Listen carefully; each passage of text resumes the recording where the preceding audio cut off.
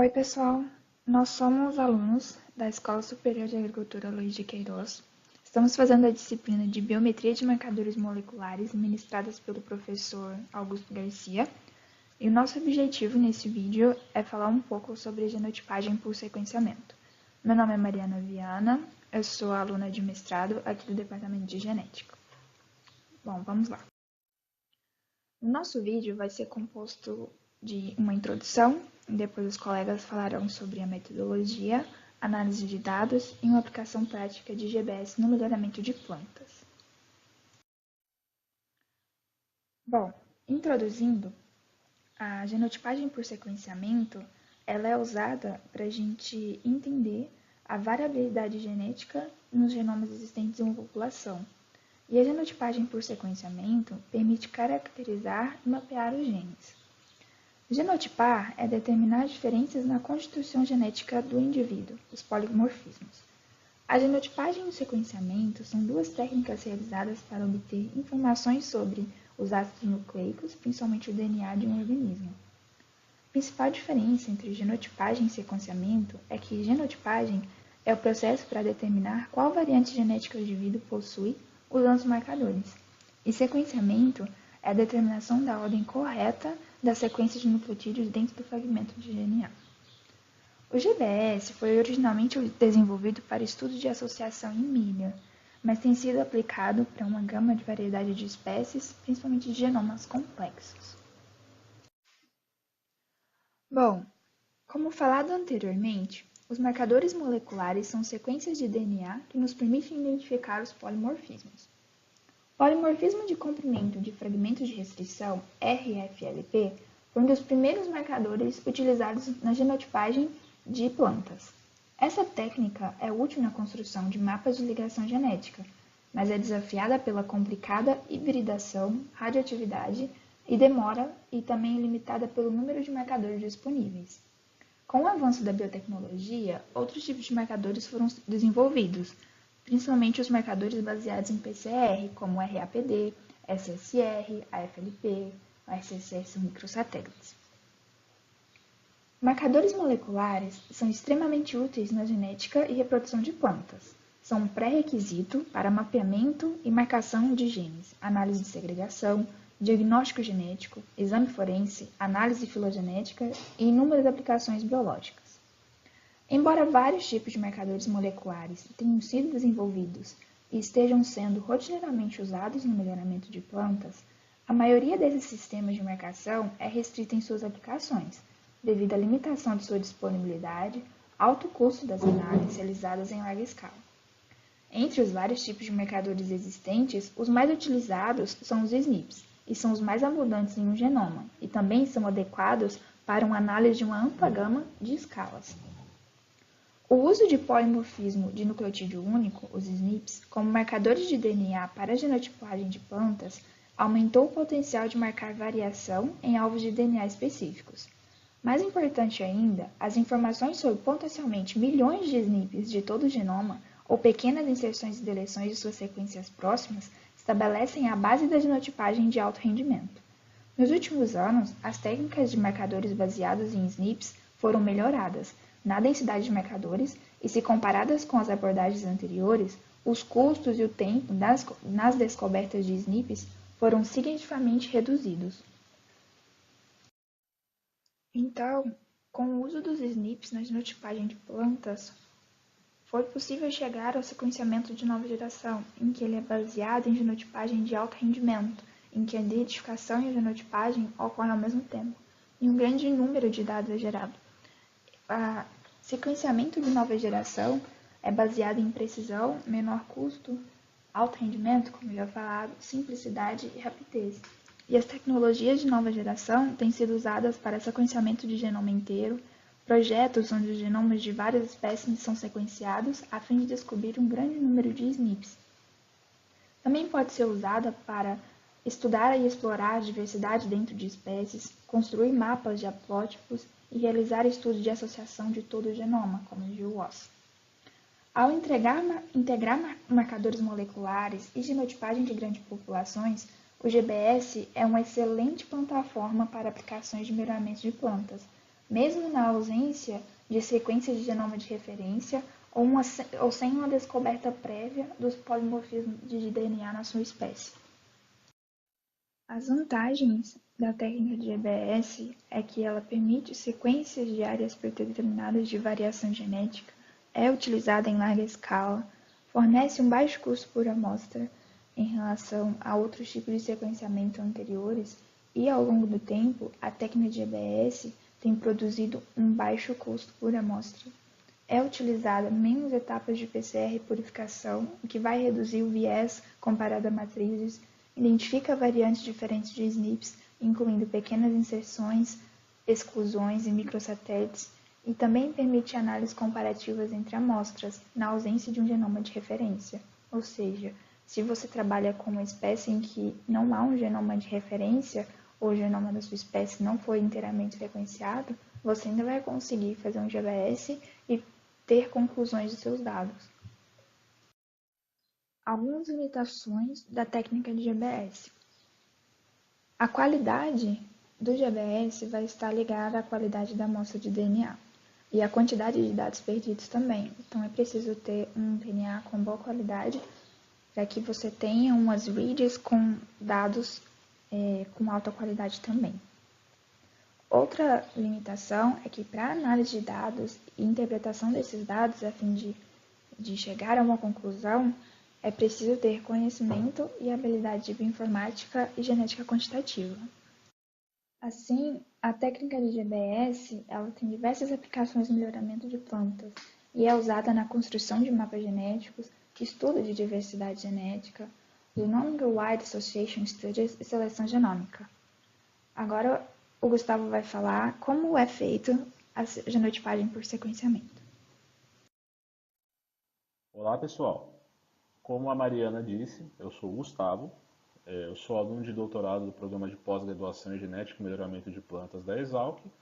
Eu vou falar um pouco sobre as plataformas de sequenciamento utilizadas na genotipagem por sequenciamento. Então, para se obter esses dados genômicos em larga escala, são utilizados principalmente as plataformas de segunda geração, dentre elas a 454 da Roche, a Ion Torrent da Thermo Fisher e a Illumina da própria Illumina. A plataforma 454 da Roche ela foi descontinuada alguns anos atrás devido à superioridade técnica da concorrência. Entre a Ion Torrent e a Illumina, certamente a Illumina obteve a maior parcela do mercado.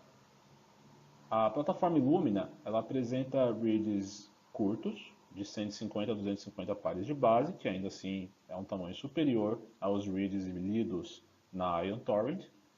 Ela apresenta baixa taxa de erro, em torno de 0,1%, um alto rendimento, chegando a 900 GB sequenciados por corrida, e o melhor custo-benefício entre todas as plataformas de sequenciamento por gigabase, que em 2016 era de $7 por gigabase.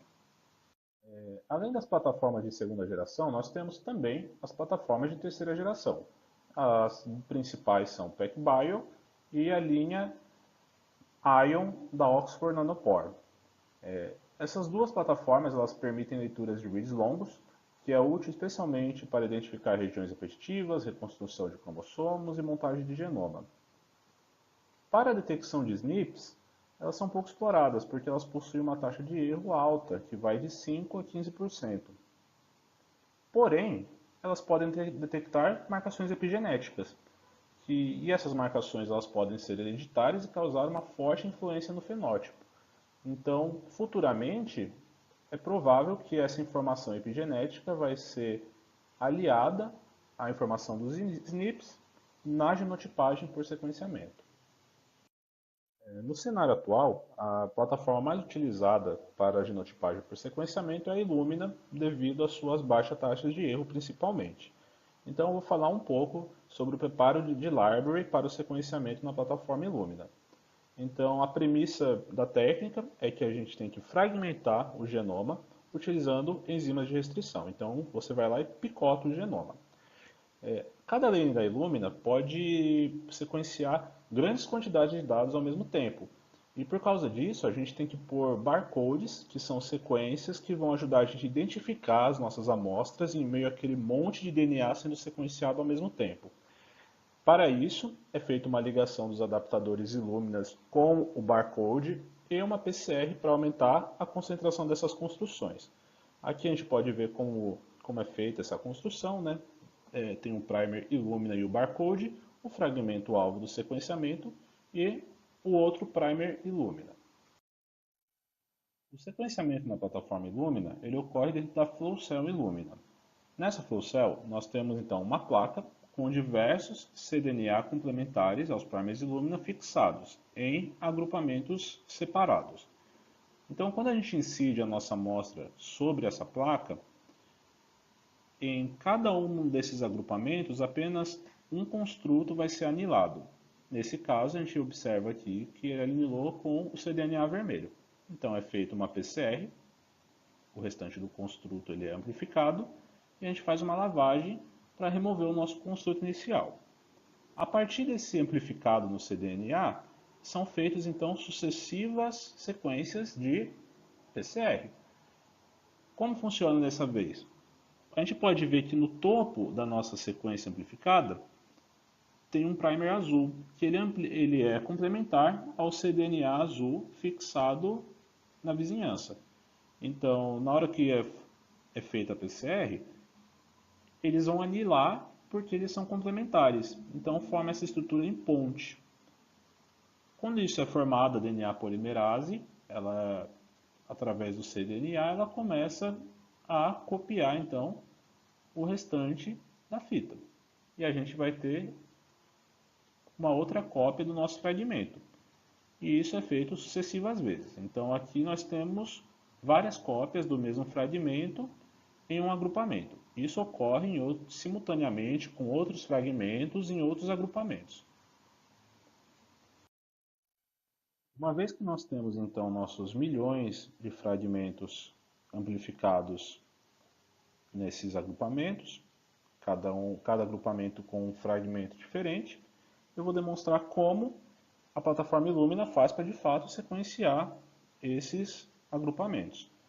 Então, para isso, nada mais é feito do que uma PCR utilizando nucleotídeos com fluoróforos de cores diferentes. Primeiro, então, a gente insere um primer, que vai anilar com o nosso cDNA simples fita, e a DNA polimerase começa a sintetizar o resto da fita. Então, nesse caso, o primeiro nucleotídeo a ser incorporado é uma citosina. A DNA polimerase cliva o fluoróforo amarelo, que vai ser detectado por uma câmera em cima da flow cell. Então, ela detecta esse sinal amarelo, que foi emitido por aquele determinado grupamento. Então, ele sabe, a plataforma Illumina sabe que foi emitido um sinal amarelo correspondente a uma citosina. A timina, ela vai ser o próximo nucleotídeo incorporado à fita. A DNA polimerase cliva o fluoróforo, que é detectado pela câmera. Então, agora ela sabe que foi anexada uma timina à fita. O próximo nucleotídeo foi uma adenina, foi clivado o fluoróforo, detectou um sinal vermelho. Então, o sequenciador sabe que foi incorporado uma adenina.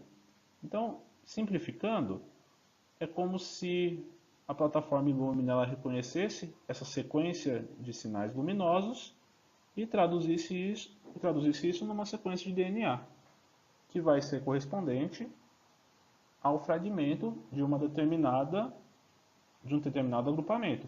Então, isso é feito simultaneamente para todos os nossos fragmentos e vão ser então gerados reads, ou leituras para cada um desses agrupamentos. Uma vez que nós temos todos os reads em mão, a gente pode partir para as análises.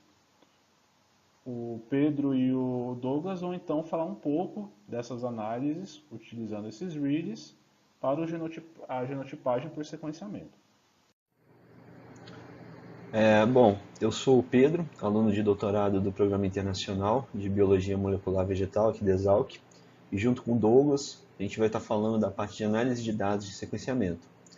Eu vou estar falando da parte de qualidade das leituras, FAST-QC e filtragem entre imagens de leituras, e o Douglas sobre o processamento dos dados em si, alinhamentos e snip count. Então, falando um pouco de qualidade, É interessante lembrar que esses dados oriundos do sequenciamento, eles são armazenados em arquivos de texto do tipo FASTQ. Esses arquivos guardam informações sobre as sequências de nucleotídeos e suas respectivas notas de qualidade associadas a cada leitura. Especificações técnicas como a localização da leitura no flow cell e o equipamento utilizado também podem estar nesses arquivos. Bom, falando do arquivo em si, ele consiste basicamente de 3 linhas principais. A linha com arroba, né, tem a identificação da leitura, a linha abaixo dela a sequência de bases, e a terceira linha contém o score de qualidade atribuído a cada leitura individual. Bom, é bom lembrar também que o sequenciamento em si é um processo vulnerável a erros, tanto de ordem biológica, anterior ao sequenciamento, quanto técnica. E apesar da baixa taxa de erro das ferramentas de sequenciamento modernas, dado o enorme volume de dados que são gerados, é comum o aparecimento de padrões inesperados ou falhas técnicas, né, que são chamadas de artefatos de sequenciamento. Esses padrões incomuns podem diminuir a qualidade dos resultados esperados. Isso não é válido só, né, para o GBS em si, que a gente está falando aqui, mas também para análise de transcriptomas e sequenciamento de genomas. Para lidar com esses artefatos, esses problemas técnicos, o FastQC é um software que pode ser utilizado para avaliar a qualidade desse sequenciamento, né, e evitar que essa análise leve a conclusões biológicas incompletas ou até incorretas. E eu vou estar falando um pouquinho do FastQC e sua utilização nos próximos slides. Bem, falando agora do software FastQC, o FastQC gera um relatório onde são avaliados estatisticamente diversos parâmetros dos dados de um determinado sequenciamento. Na coluna esquerda, é possível visualizar estes parâmetros avaliados em módulos. Para cada um desses módulos, o FastQC atribui uma classificação. Normal fica em verde, anormal em laranja e incomum fica em vermelho. No entanto, dizer que um sequenciamento ideal é aquele em que todos os módulos aparecem em verde é uma simplificação incorreta da realidade, uma vez que o FastQC parte do pressuposto de um ideal geral de leituras, que assume a ausência de viés em diversos parâmetros biológicos, o que na verdade não é bem a realidade para todos os objetos de estudo. Os atributos que classificam cada módulo como normal, incomum ou anormal estão disponíveis no manual do FastQC, que vai estar aqui na descrição desse vídeo. Agora, eu vou falar de alguns dos principais parâmetros que o FastQC analisa.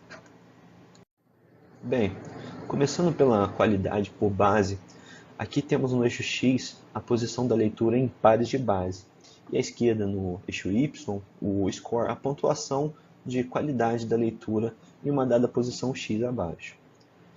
As faixas coloridas correspondem aos scores considerados bons, no caso da porção verde, razoáveis, no caso da porção amarela, e ruins, no caso da porção vermelha.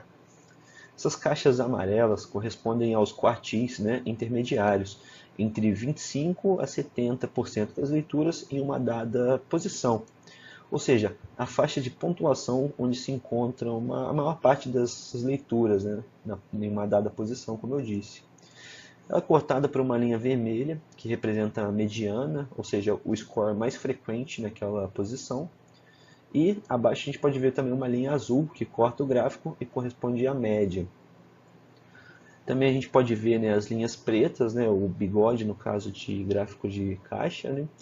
Essas linhas pretas limitam a distribuição de 10% a 90%, né, mostrando o limite das leituras mais extremas.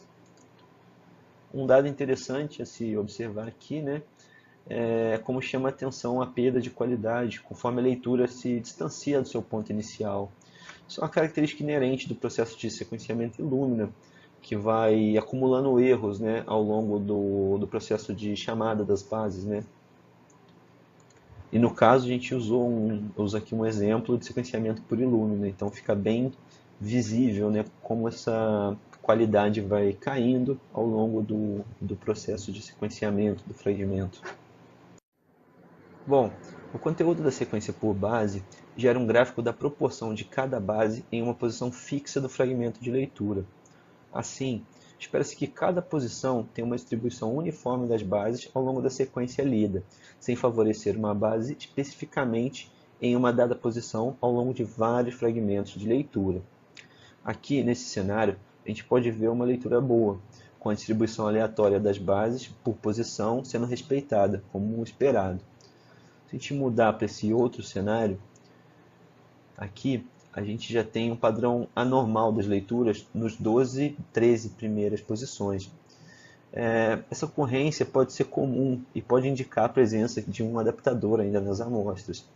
Isso é esperado, uma vez que o adaptador ele vai ter sempre as mesmas bases, nas mesmas posições, e isso gera um viés específico que a gente pode identificar aqui.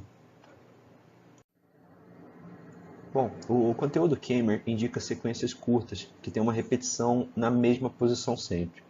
No caso de uma biblioteca construída a partir da digestão com enzimas de restrição, como é o caso do sequenciamento genômico para o GBS, é esperado que as sequências iniciais se repitam, uma vez que o corte é realizado sempre no mesmo local. E o indivíduo vai ter sempre os mesmos adaptadores. Então a gente acaba vendo esses picos nas primeiras posições de leitura e não é nada assim surpreendente, para se assustar quando a gente vê.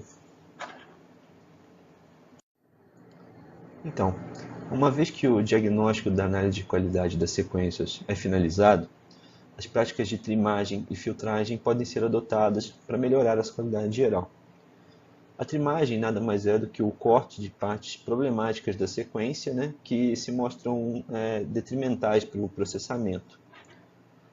E a filtragem das sequências consiste na remoção dessas leituras que tiveram uma qualidade mais baixa. Para esse fim, vários softwares podem ser utilizados. Eu vou citar alguns deles, como o FastX Toolkit, que possui diversos comandos para o processamento de leituras. Ele pode ser utilizado para a filtragem dessas leituras de baixa qualidade e a remoção de sequências. O CutAdapt também, ele pode ser utilizado na remoção de adaptadores e é bem famoso e bem utilizado. E o Trimomatic, que também pode ser utilizado para remoção de adaptadores, mais especificamente no contexto de sequenciamento por Illumina. Bom, e uma vez que esses dados são pré-processados pelos softwares de escolha do usuário e já apresentam padrões de qualidade desejáveis para seguir para a etapa seguinte, dá-se início ao processamento desses dados. O Douglas vai estar falando um pouquinho disso agora, e ele que vai seguir a apresentação. Meu nome é Douglas e eu sou aluno de doutorado do Departamento de Entomologia e Acarologia Agrícola. Dando continuidade ao que o Pedro apresentou, eu vou falar brevemente uma das formas de se processar os dados de GBS. Existem algumas formas para processar os dados gerados pelo GBS. Tudo dependerá do objetivo do trabalho. Na figura, exemplifico 3 tipos de processamento. Porém, é possível encontrar outras ferramentas para isso. Então aqui nós podemos ver o FreeBayes, o Tacil GBS e o Tacil Unique. Para título de exemplificação, eu vou utilizar alguns programas do FreeBayes, da Pipeline. Como exemplo, usaremos a pipeline do programa Stax. O programa Stax ele faz parte da pipeline anteriormente citada. O Stax, então, ele identifica locos em um conjunto de indivíduos, podendo ser de novo ou alinhado a um genoma de referência. Em seguida, genotipa cada loco, e com isso é possível gerar mapas genéticos, identificar SNPs dentro e entre populações, fornecer medidas genéticas de populações como FS, FST, permitindo assim então a varredura do genoma. Além disso, esses dados de GBS podem ser usados para análise filogenética. A pipeline do Stax está constituída basicamente de 5 etapas. A primeira, caso os dados de GBS não tenham sido desmultiplexados anteriormente, deverá ser realizada pelo programa ProcessRedText, sendo semelhante ao processo comentado anteriormente pelo Pedro. Uma vez os insertos limpos, se um genoma de referência estiver disponível para o organismo de interesse, teremos que alinhar essas amostras usando um programa de alinhamento padrão, como o GSNAPS, BWA e o Bowtie. O objetivo do alinhamento é pegar os insertos de GBS e alinhá-lo contra o genoma, ou seja, posicioná-lo em relação ao genoma. Sendo dados de alinhamento ou dados de novo, essas próximas 3 etapas são as principais do programa Stacks, que são, caso seja dados de novo, U-Stacks, C-Stacks e S-Stacks. Se for dados de alinhamento, o programa P-Stacks, C-Stacks e S-Stacks. Esses dois programas iniciais, U-Stacks e P-Stacks, eles tomarão um conjunto de sequências de leituras curtas e as alinhará em pilhas de correspondência exata ou alelos putativos. Desta forma, irá comparar as pilhas e formará um conjunto de loss putativo, detectando assim SNPs em cada logo usando um framework de máxima verossimilhança. A diferença entre eles, como dito anteriormente, é que o primeiro, o U-Stacks, utiliza amostras de novo, enquanto o segundo ele é usado para amostras alinhadas com o genoma de referência. Logo em seguida, nós temos que utilizar então o programa C-Stacks para criar um conjunto de locos de consenso, mesclando os alelos. Desta forma, ele fornece um catálogo dos loss. Uma vez esse catálogo construído, o próximo programa é o S-Stacks. Ele faz a comparação dos loss putativos construídos pelo programa U-Stacks e P-Stacks contra o catálogo realizado na etapa anterior do C-Stacks. Dessa forma, em um mapa genético, os dados da progênie seriam comparados com o catálogo para determinar qual progênie contém quais alelos parentais. Esse aqui seria basicamente o processo das 3 etapas importantes da pipeline. Em seguida, eu vou falar um pouco sobre os 2 outros programas utilizados. Esse aqui seria então a 5ª etapa, onde nós podemos utilizar o programa Population ou o Genotype. Isso vai depender muito do seu objetivo de trabalho. Mas o programa Genotype, para análise de novo, ele vai extrair as leituras pair-end, se disponíveis, e vai montar os contigs de pair-end e mesclar com os locus single-end, alinhando as leituras ao locus e identificando então o SNP caller. Caso os dados sejam de análise alinhadas por referência, o programa então vai construir um loss a partir das leituras single-end ou pair-end antes de identificar os SNP callers. A partir desses dados, é possível então realizar um mapeamento de QTL e mapas gênicos. O outro programa também que é possível ser utilizado é o Population. Um mapa populacional especificando quais indivíduos pertencem a qual população é submetido ao programa. E então ele irá calcular a estatística de genética de populações, como a heterozigosidade esperada pela observada, o FIS, em cada posição de nucleotídeo. O programa Population ele compara todas as populações em pares para calcular o FST. Se um conjunto de dados for alinhado à referência, um FST com suavização kernel também será calculado. O programa também pode calcular várias estatísticas genéticas de populações baseadas em haplótipos, incluindo diversidade haplotípica. Além disso, ele pode exportar uma variedade de formatos de saída padrão, como Structure, VCF, GenePop e Philip. A partir daqui, então, outras análises podem ser realizadas. Bom, então eu apresentei de uma forma bem resumida a pipeline do processamento de dados de GBS. Aqui agora, então, a Jéssica vai dar continuidade com a aplicação prática dessa ferramenta. Meu nome é Jéssica e eu sou pós-graduanda do Programa de Genética e Melhoramento de Plantas da Exalc. E agora eu vou falar sobre um exemplo de aplicação prática muito interessante de GBS no melhoramento de plantas. Nesse artigo, que foi publicado em 2018, pesquisadores da China se dedicaram à construção de mapa genético de alta densidade para mapear genes relacionados à cor púrpura de grãos de cevada nua. A cevada nua é uma espécie anual que produz grãos e é amplamente cultivada na China para fins de alimentação humana há muitos séculos. A cor do tegumento dos grãos é uma característica agronômica de grande interesse, devido ao potencial bioativo dos compostos que conferem tal coloração.